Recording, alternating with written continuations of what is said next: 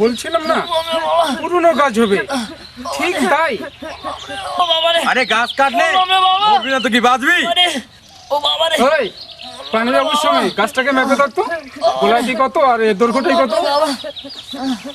আরে দাদা, তাকে লোকটাকে বাঁচানোর চেষ্টা করলে হতো না? তুই থাম, যাই ফিতারে দিয়ে দেখ গোলাটি কত আছে। আরে লোকটা যে ততক্ষণে মরে যাবে। মরলে আমরা কি করবো? হ্যাঁ, শালা আপনাদের আর কি করার আছে? তুই জানিস এই এত বড় গাছটা নিঃস্বার্থ হবে প্রকৃতিকে অক্সিজেন দিয়ে পরিবেশকে কতটা দূষণ মুক্ত করেছে।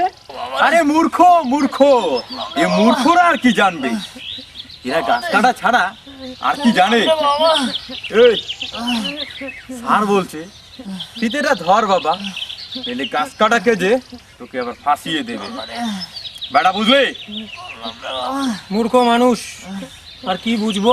আবার কথা বলছিস, ধর ফিতে। দাদা দিন।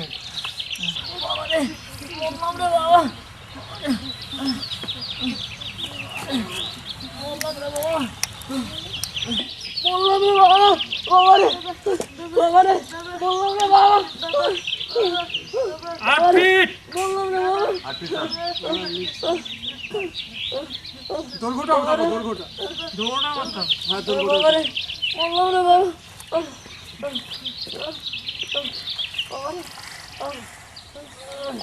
35 ফিট।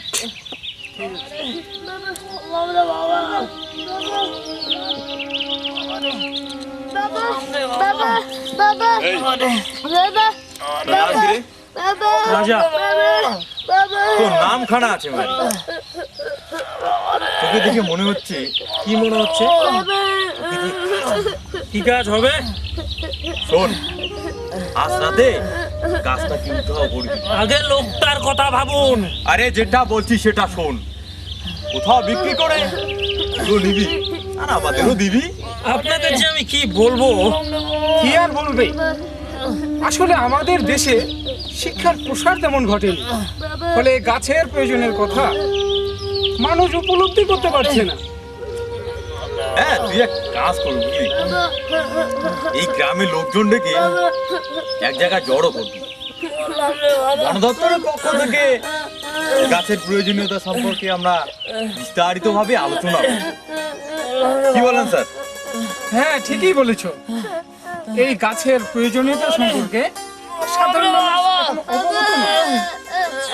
চলুন প্রাণীবাবু। হ্যাঁ চলেন স্যার। আরে দাদা দাদা, ওই লোকটার কি হবে? হ্যাঁ, এটা আমাদের কিচ্ছু করার নাই, এটা পুলিশের ব্যাপার, তুমি পুলিশের কাছে যাও। চলেন স্যার, চলেন। চলো।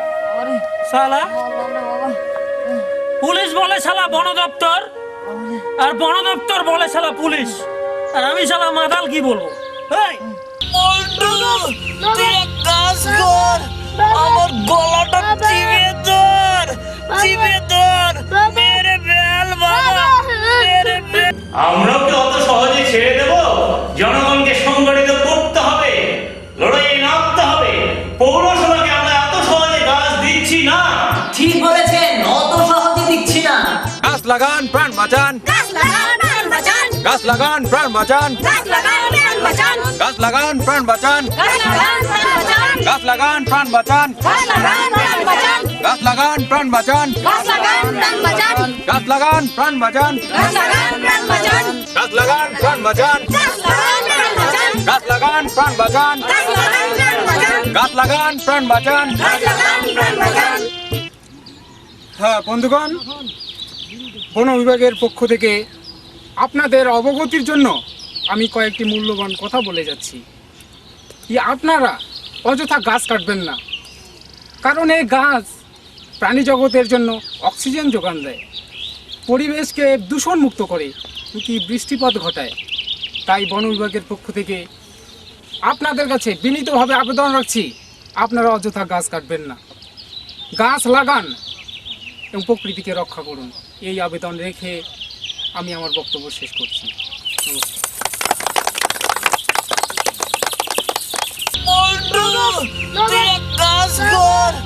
আমার গলাটা চিপে ধর, চিপে ধর, মেরে বেল বাবা, মেরে বেল।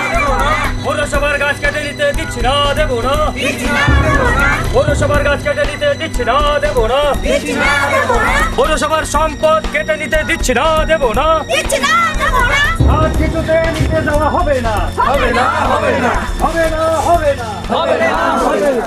বন্ধু, আচ্ছা দাদা, আপনার নামটা যেন কি? আমি তো দেখছি আপনি আগে থেকেই গাছটা দখল করে রেখেছেন, মানে আর কেউ গাছটা নিতে পারবে না, তাই তো? বললাম রে বাবা, বাবা রে, বললাম রে বাবা,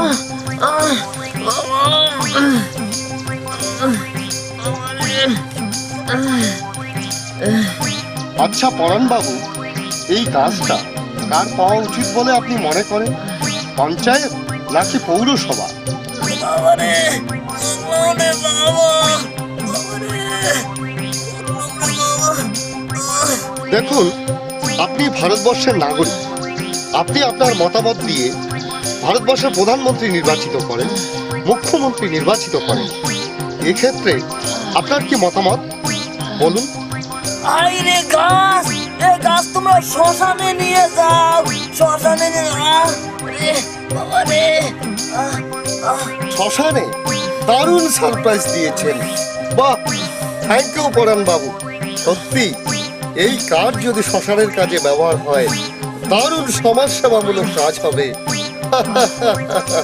থ্যাংক ইউ পরাণ বাবু, আপনি দারুণ দিয়েছেন। বল্টু, তুই এক কাজ কর, আমার গলাটা চিপে ধর, চিপে ধর, মেরে বেল বাবা, মেরে বেল।